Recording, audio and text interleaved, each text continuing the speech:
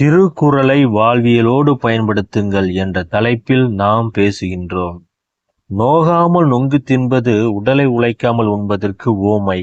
அதாவது ஒருவன் பனைமரத்தில் ஏறி உடல் நோக பனங்காய் வெட்டி பிறகு நொங்கு சாப்பிடுவான். ஆனால் வழிப்போக்கன் எனக்கும் 4 பனங்காய் தாயேன் என்று கேட்டு உடல் நோகாமல் நொங்கை வாங்கி சாப்பிடுவான். இதுதான் நோகாமல் நொங்கு தின்பது. சமூகத்தில் பலர் பேர் உடல் உழைப்பால் செல்வம் சேர்த்து வைத்திருப்பார்கள். ஆனால் உடல் உழைப்பு இல்லாதவர் ஏதோ ஒரு வழியில் அதை பங்கிட்டுக் கொள்வார்கள். இதனால் உழைப்பவர்களின் செல்வமும் கற்பூரம் போல் கரைந்து விடுகிறது.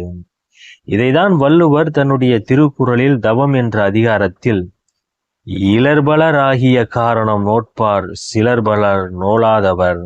உடல் உழைத்து தன் கடமையை செய்தும் பல பேருக்கு செல்வம் இல்லாமல் போனதற்கு காரணம் சில பேர் உழைக்காமல் தன் கடமையை செய்யாமல் இருப்பதால் தான்.